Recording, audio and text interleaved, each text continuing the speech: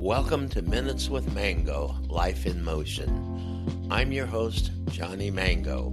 This is the place where we inquire about lifestyle, culture, and careers. Weekly, we meet with new guests that make a contribution of their insightful stories about their careers and how those careers impact their lifestyle and culture. Hello, everybody. This is Johnny, and welcome to Minutes with Mango.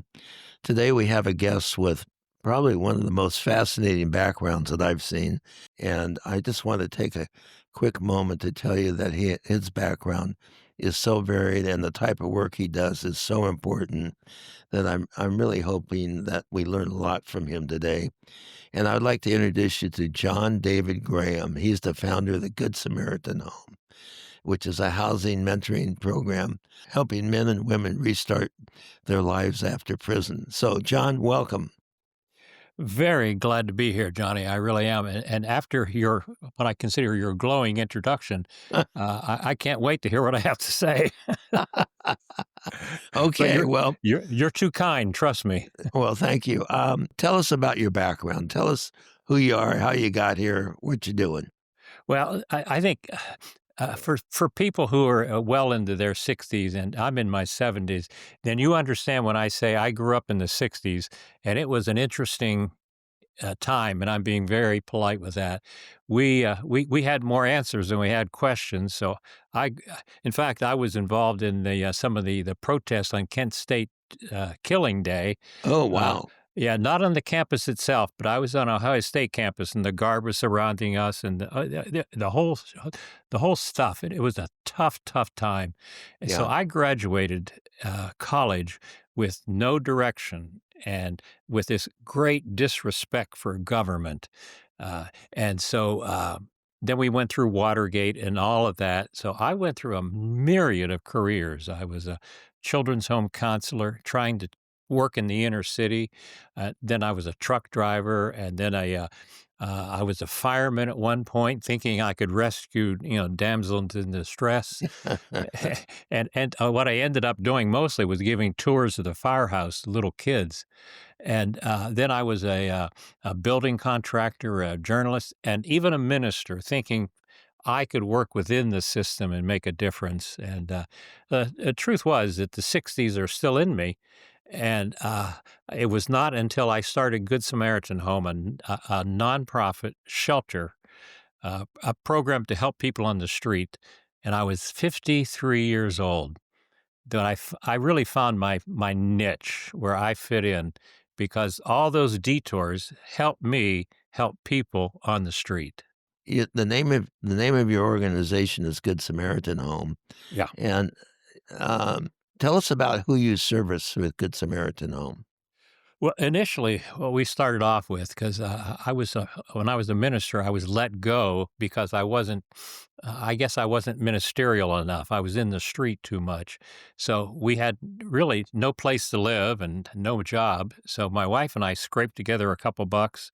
We bought the oldest house in town and started fixing it up as a homeless shelter in our own home. And Wow. which I would never recommend, but we were, I want to say, young and innocent. We were old and innocent. Uh-huh. And so the Department of Correction, because I had been volunteering in one of the local prisons, and the Department of Correction asked me, would we be willing to take somebody into our house who was coming from prison? And so we did, obviously. And then they offered us what we call a per diem. We had a per day rate, so that helped pay our bills. And so they got a safe place to help people reenter the community. And we got not an income, but it was a beginning of an income. And one house with one person grew over the past 25 years. So we now have 10 staff and 21 houses. And Whoa. yeah, it's in 3 counties, and it's more than anything I could ever imagine. And I take credit to the Department of Correction, because they've taught me how to do a good job for them, and how to be accountable. And we talk a lot about the government and inefficiency, but the truth is that my experience with government bureaucrats is that they're hardworking people. They just want to make their community safe. And I'm Right. very, very impressed with the people I work with. And where are you located at? Where are your homes located? Western Ohio, which is ironic because Ohio's a red state, and you would think that they would not be big on what is considered to be a liberal program. But the truth is that Ohio's very progressive when it comes to reentry issues. How important is it to help people restart their lives after incarceration? Tell us a Well, little bit about what these people go through. Well, what happened was the Adult Parole Authority or Department of Correction did a study with Xavier University in Cincinnati, and what they found was that no matter how much you offer rehabilitation in prison, when you're released, if you're homeless, none of that matters, because if you're homeless, you'll go to the streets, you'll go back to the old people, you'll go back to the old houses. So housing was critical. So they started a program of helping offer free housing temporarily. And then we work hand in hand with the parole officer. And what's happened is the recidivism or return to prison rate dropped from well over 50% down to, last I saw, below 30%, which means that saves you tax money Right. because if somebody's in prison, it costs you and me $109 a day. But if they're in the community working, they're paying child support, they're paying rent, they're buying food, they're they're paying taxes. So they're taxpayers instead of tax burdens. Yeah. So it's win-win. So how long does uh, we'll call him a resident, how Yeah. long does a resident stay with you at the Good Samaritan House? Well, in theory, it was set up for 90 days, but realistically, 90 days is never enough because let's suppose I were to say to you, go out and get a job, but you've been locked up for 10 years Yeah. and you have never had a cell phone. You don't know how to get a job and you've never even held a job before. So it takes time. So we partner with local organizations who train people on how to get a job. We have the housing and they have the training. But so an average stay is a year with Oh, no wow. charge, no charge to them. So it takes them a while to get integrated back into society is what I'm hearing you say. Oh, absolutely. In fact, a big issue we deal with is what we call high risk. Not that their crime is high risk, but their failure rate, their return to prison rate is high. So it's usually because of mental health issues. So they may stay upwards of 2 years. And even then, it's their chances of failure are pretty high simply because they're limited in what they can do. So how do they graduate from Good Samaritan? How what determines how they leave? Well, we're not a lockdown. We don't say Right. you have to be here. If somebody says, "I want out of here. I'm going to go live with my girlfriend," what we tell them is, talk to your parole officer. Not a problem at all, and Godspeed. Yeah. And so it's voluntary. We call it independent housing.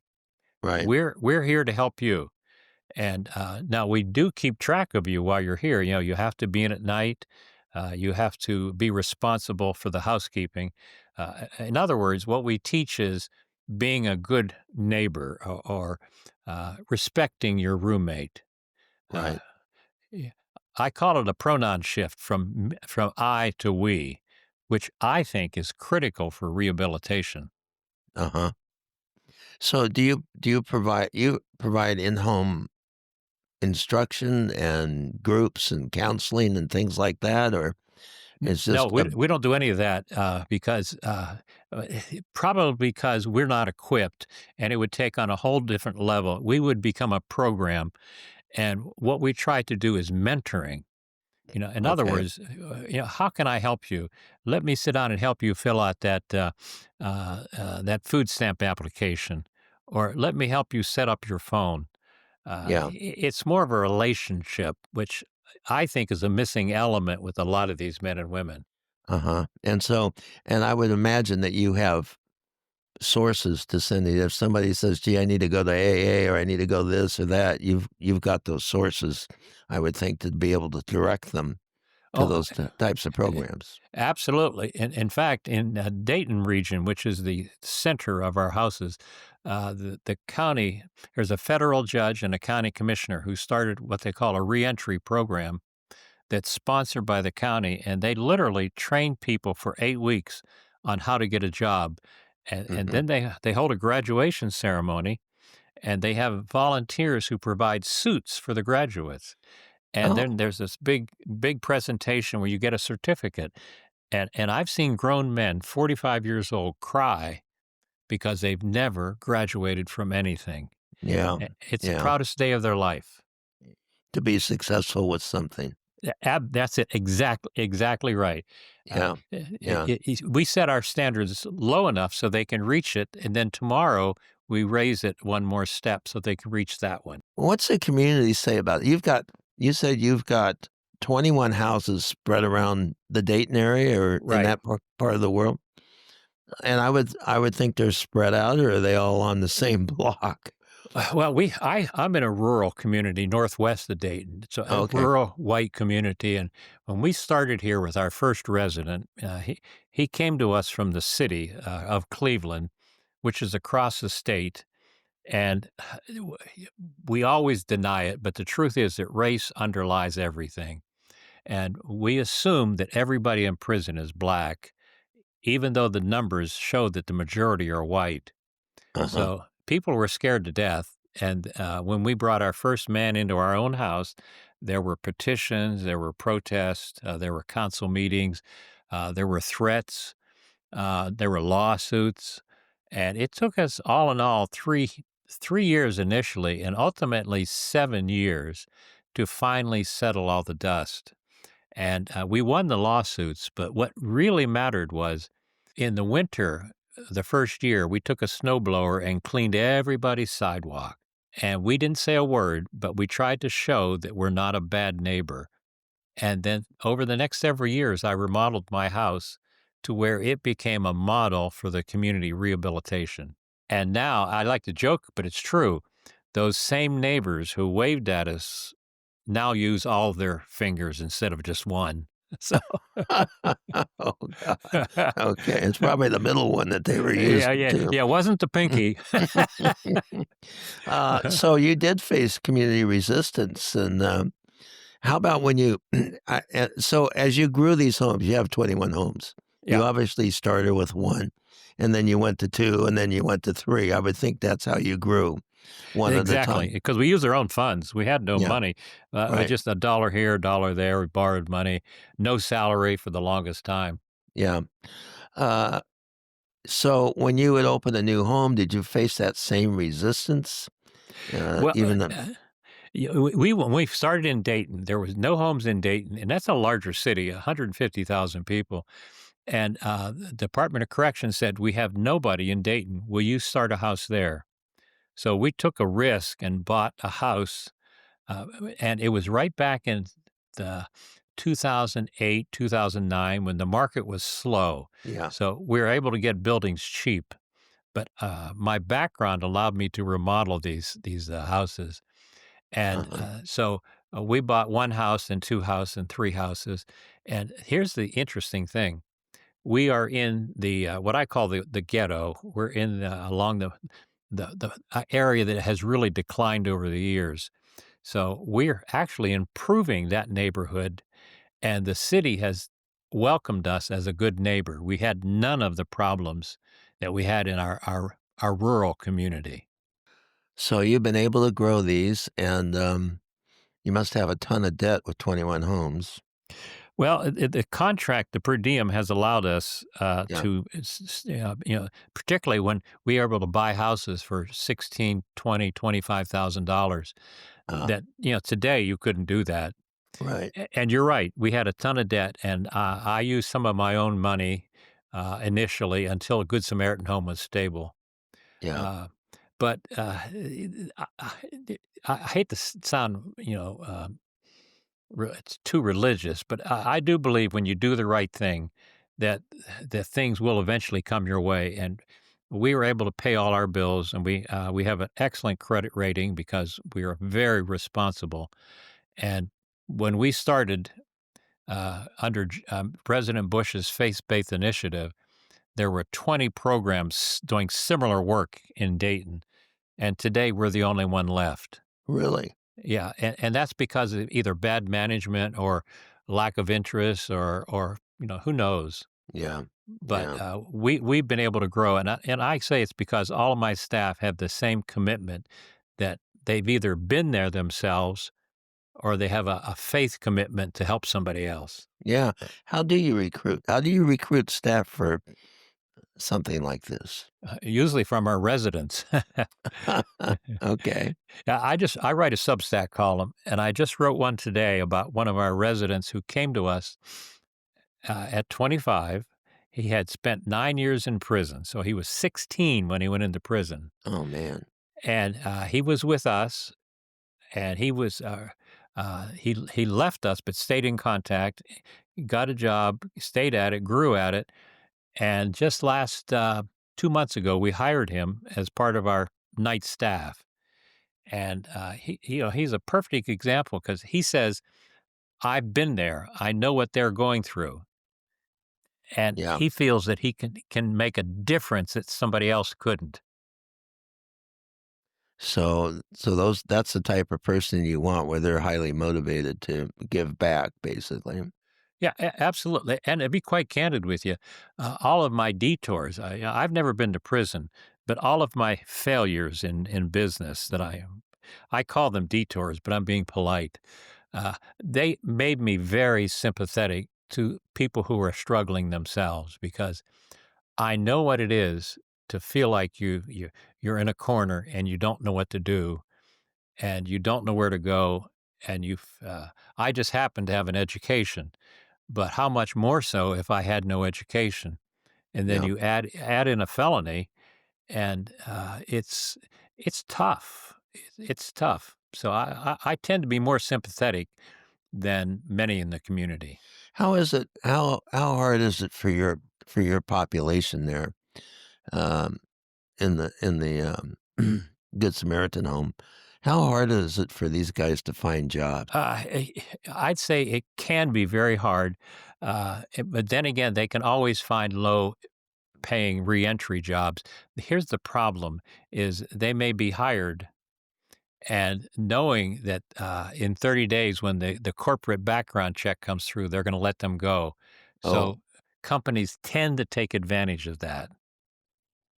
really? Yeah, because they can get 30 days labor out of somebody, and they can turn them over quickly. Uh, but then again, many of our people don't know how to even show up on work on time. And so sometimes what the main thing we teach somebody is be there at 8 o'clock if the job starts at 8. Right. Don't call in sick. And yes, you're only making minimum wage, but if you show up and the other guy quits, suddenly you're the lead man on the shift because you stuck around. So you teach them how to sustain themselves. Yeah, that's the mentoring part. Yeah. It's Yeah. and I think that mentoring probably is more encouragement. I really commend you on what you've done. That's I have a relative who volunteers at a prison, does music at a prison, believe it or not. I And admire that. what's been so interesting in my observation of this person is how it's really changed their life, a life of fulfillment, really, by going there every week and sharing music and teaching the inmates to sing, believe it or not. So, Actually, arts in prison is a very good therapy. is it? Yeah, excellent, because there are people who can't express themselves, but in music they can. They can get their feelings out, and sometimes that's all they have to do is get their emotions out, and that reduces the pressure. Let's talk about let's talk about your book, and you kind of haven't talked about this, but you're an award-winning author. Yeah, I just got a couple more this week, so I've been very, very pleased with the reception. Not just the awards, but the readers have written back to me. Literally hundreds of people on Amazon will write back and say, "You wrote my story," or "I lived it. It was raw, lived emotion on paper." I identified with Daniel, the main character. So I've been extraordinarily pleased with what the readers have said. So the name of the book is Running as Fast as I Can, correct? Yeah. Is that the Yes, name of sir. it? Yeah. And what's it about? What Tell us about your book. Well, what it started off to be was I would go into a city council meeting and I would present all the data because that's what I'm trained to do, and I would say, "Look at the data, and you'll see the proof of what I'm saying will help you." And I had educated people, judges and lawyers, say, "I don't care about the data. I just don't like it. I don't feel like it's a good thing." And so I learned that unless I can appeal to people's hearts with my story, they'll never hear me. I compare it to Titanic. If I were to tell you I'm going to make a movie about lifeboat safety, you would never watch it. That's right. But I Right, bring in Jack and Rose, and suddenly millions of people are crying in the audience. right. Well, that's running as fast as I can. It's a story about a young boy who grew up in poverty and neglect and abuse. He runs away, and it's a Forrest Gump story through the '60s. And because he was brought up without the stability, he makes a lot of mistakes. And he says, I feel like I'm running as fast as I can, but I can never catch up with normal people. But along the road, he makes a family out of other broken people. And he finally does find love with a girl named Kate, who is running from her own demons. And together, they develop what I consider to be a normal family, if there is such a thing. But there's a twist, like life. Yeah, But the idea is, it's not a Hallmark fairy tale. It's not about avoiding pain. It's about learning how to uh, not just get through pain, but learning how, what Hemingway would say, learning how to be strong in your broken places. yeah. And the book is extremely emotional. I'm my wife says she learned more about me reading my book than she ever did about talking to me over 48 years. Wow. I know. I can't express my emotions verbally, but in the book, I was able to write them because it's not my story, but obviously it comes from my story. Right, right. So I'm assuming it's available on Amazon. Any other place? Is it in distribution or just on Amazon or Well, that's the primary way. You can buy it on all the other routes. I have um, it was rejected 200 times because I'm not a John Grisham and I'm not a well-known name. And publishing is a business. And so why would they invest in me? But what happened was I formed a publishing company and I hired a publicist.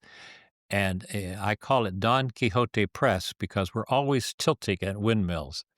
And the average book, independent book, sells 200 copies.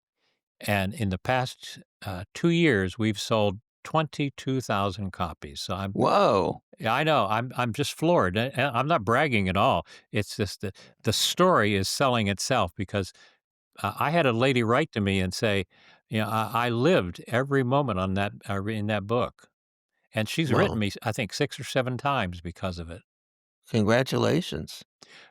Yeah, I'm it tells me that there's a real hunger in our community for hope. And that's what the story offers.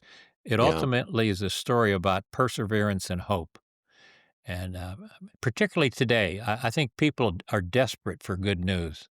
So let's talk about the '60s. If you remember them, you weren't there. Well, how did growing up in the '60s affect you then, and does it still have an effect on you today? Oh, yeah, absolutely. What happened was Vietnam, we grew up early on. I think until '68, that was a turning point. And then Kent State was the culmination because we started shooting our own. And what we lost was respect for authority. And then Uh-huh. Watergate sealed that because we felt like if we can't trust our political leaders, if we don't feel like they're going to tell us the truth and that we can't trust where they're taking us. And so The only thing left is take care of me. And out of that came, uh, what can I do to make money? And so we got into the 80s and 90s where it was all about money. Yeah. And I think today, my opinion is that the disrespect we have for the government on both sides of the coin, Democrat, Republican, there's a basic Yeah. contempt for authority, which is typically American, but it's now we have contempt for the structure of democracy itself, and that greatly concerns me. Uh-huh. I'm uh, ironically, coming out of the '60s, my generation created this, and now I'm old enough to say we were wrong in the way we went. We should have drawn back and say there is a place to be part of the group. It's it's we used to have a slogan for the army. It said, "Be an army of one," but that's contrary to the whole understanding of what the army is about. It's an army of us. We thought we could have free love, but we found out it was a very expensive project. Well, I'm a product of the '60s myself, so I grew up in Southern California, Oh, a there you go. and I used to hang out on Sunset Boulevard and do all that crazy stuff, but I remember I was going to school to to go into the film business, and, I was taking a lighting class downtown LA in '68, and, I drove by the, the Ambassador Hotel, and I never saw so many police cars and red lights Oh, flashing, and that wa RFK. that was the night they killed RFK, and, Yeah, that had a huge effect on me. yeah, I dropped out of school. yes, I yes. I went, "No, this is too crazy." Coming off his brother, 5 years before, and then this, and then Martin Luther King right before RFK, and, just I have young kids, they're in their 20s and 30s, and, they kinda look at the world today, and I go, "This stuff's been going on forever." And, it's amazing to me, that number 1, that we all got through it, and number 2, that it's still going on. Actually, you raise a very good point because both of my children went into a job right after college and they stayed at it for 25 years. They stayed in the same house. They have no idea what it is to be unstable. And that's good. Really? I'm very Yeah, proud of them. But when Charlie Kirk, for example, was killed, yeah, that was just unnerving because what's happening? How could that happen? yeah, Or the school shootings. But in '68, we went through bombings almost on a daily basis on college campuses. yep, yep, It was an extraordinarily violent time, right, and so I think the one good thing I suppose is that coming out of the '60s, we knew I know now we can survive this if we keep our eyes on the prize. yeah, With yeah, don't go down to your opponent's level. You maintain the higher ground. And like Michelle Obama said, they go low, we must go high. yeah, And yeah. and that's why I'm concerned when I see both parties mudslinging because nobody wins when we do that. I was on the phone today with a friend, and, I found myself saying that we've gotten on what I call the economic squirrel cage run, Mhm. the endless, uh, running toward money. They said, "Well, what do you mean by that?" I said, "Well, just think everybody has dropped $1,000 for a cell phone." And they do it every Ex few years. That's an excellent point. Excellent point. Okay, $1,000. I mean, and the point is we don't think about it. We don't those cell phones that we have in our hands, they're very expensive. Now they've designed a way to make it not feel expensive, but they are expensive. And, this person told me, said, "Yeah, I had an iPhone 2 or something, some early version, and then they got notified that they can't get support for it anymore, that they Yeah. force the obsolescence of the phone so that they had to upgrade, had to get a new phone, drop another $800 or whatever. Now, Um, just to be fair to this generation, do you remember back in 1963 when General Motors said, "You have got to get the '64 Chevy because the Impala is so much better than the '63 Impala." Same car, it's just yeah, they changed the fins. yeah. Yeah, well, that was, I don't know if, what was that TV show about the '50s advertising guys that was on a few years Mad ago? Men? Mad Men, yeah, Yeah. that's the middle of it right there. Well, I think it's all kinda continued on. I think we've been, I sometimes think we're still in the '60s or have reversed back to it, but Yeah, I could. I do think that's we're not ducking and covering under our desk in school anymore. But Right.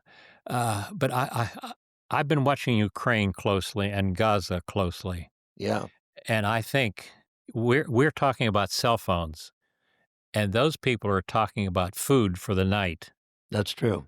and Yeah, they're literally dying of starvation. yeah, And how, will we look back and say it's we should have done something? So, right. I wish I had the clear answer, but like all things in geopolitics, it's never clear. But maybe we just make what's the moral thing to do? Well, that's something else that I've noticed is everybody has the exact right answer. Y- Yeah, yeah. Everybody, and, I finally figured out what that is. We all now in today's world, we all decide what news source we want. Yeah, And yeah. half of it's slanted, half of it's three-quarters of it's opinion, not news.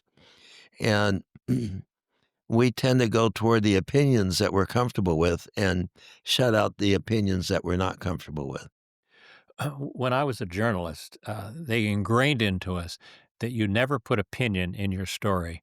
So if you're covering a Democrat or Republican, or in Right, one case, I was covering a convention of witches, and I thought they were all batshit crazy, but I had to do it objectively. right, It's news. It has nothing to do with how I feel about them.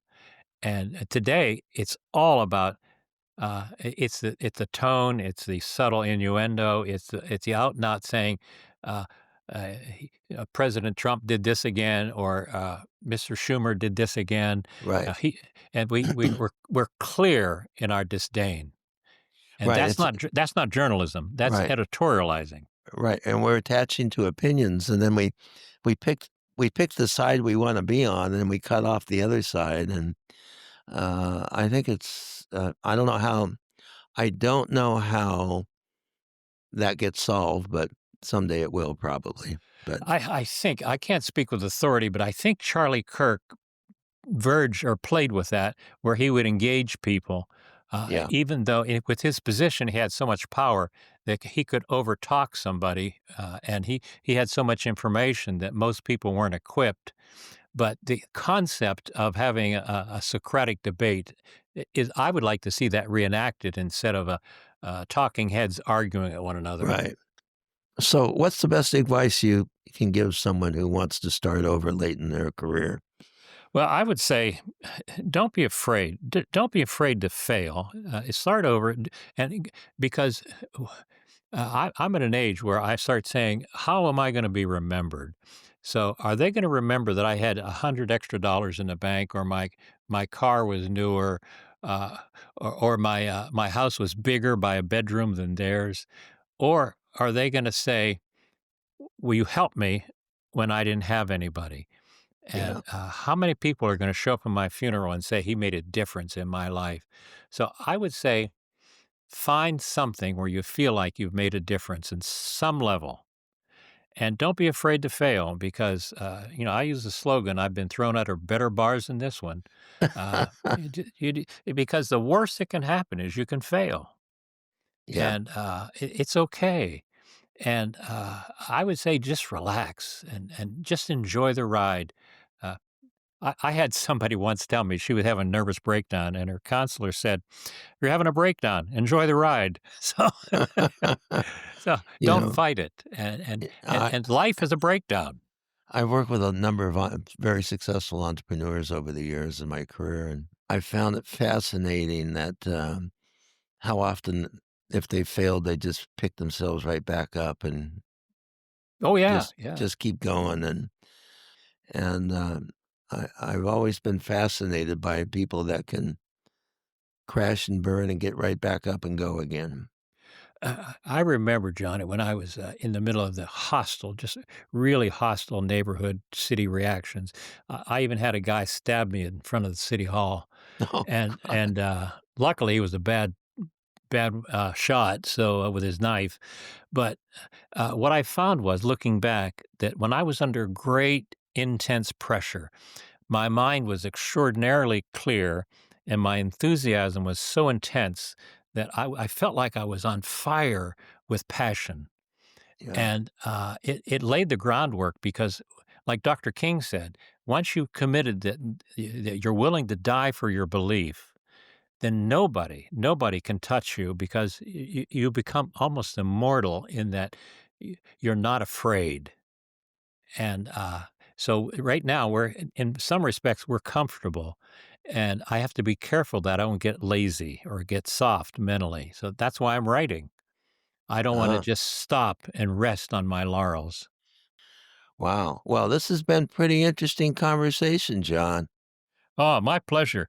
I spent most of the day with my doctor, so that's another whole issue. So you're the highlight of my day. Well, great. I really appreciate you stopping by to chat with us and share some of your life and your book, Running as Fast as I Can. It's available on Amazon and other places. I'll give a And plug if I may. Kindle yeah, Unlimited. It's free for Kindle people, but it's also we're not in it for money, so it can be had now for 99 cents because I just want people talking about the issues. I don't care about the money. So uh-huh. if somebody wants to have a page turner story, you'll need Kleenex, but it's easy to read, and I guarantee you you'll like it. Okay. Well, I'll have to get it then. Yeah, it's right in your price range. Yeah. I, I've been watching, the one of the prequels to the Yellowstone series Oh, yeah, yeah. in, 1932, Yeah. and, oh, man, talk about tragedy. Jeez, this guy Eh, and his girlfriend have to travel all the way across the world to get back home, and all the things they run into, it's just one thing after another, I and you I kinda wonder if they're gonna give up, but they hang in there till the end, but I want interesting you should say that because, I have a house in Texas where I write, and they were advertising in San Antonio for walk-ons, and I called up Austin, and they hired me to be on that show. And really? I'm not making it up. I drove up to Austin, I fitted out for a costume, and then they cut my scene, so I never made it on camera. But Oh, man. what it comes down to is try something new. Try something new. Get Yeah. out of the box. Get out of the box, because otherwise you would have seen me on television. That's what all these podcasters are doing. We're all trying something new. Absolutely, Yeah. absolutely, because if you don't, you start to vegetate and you get fat mentally. Yeah. Yeah. Well, John, thanks again, and, how does somebody find you? Yes, easiest thing, you can go johndavidgraham.com. That's my website, very simple, and that'll link you to Amazon, it'll link you to the Good Samaritan Home, it'll link you to my Substack columns. Just sign up for free because Substack is where I actually try to wrestle with issues. Today, I introduced one of my resident who's now a manager that I just told you about. Yeah. That's my Substack column. But this is an age where people need information, and if I can help in any way, I'm glad to do it. Wow, great. And how what is there a name for your Substack? Is it just Uh, under your name? yeah, just under John David Graham. John David Maybe Graham. I think it might be John Graham. Yeah. Okay. Well, John, thank you so much for joining us today, and, I really appreciate you taking the time, and I think you're doing a wonderful thing for the world. Excellent. I had a great time. I really enjoyed this. I'm gonna go out and get a big long glass of caffeinated Coca Cola and just relax with that. All right. Well, John, Hey, thanks again. hey, listen, I really appreciate it, Johnny. I had a great time. All right. Take care. See ya. Bye-bye. You have been listening to Minutes with Mango, Life in Motion. Subscribe to hear a new and unique guest each week as they comment on their life's journey and share experiences with lifestyle, culture, and career. You can always find us at minuteswithmango.com.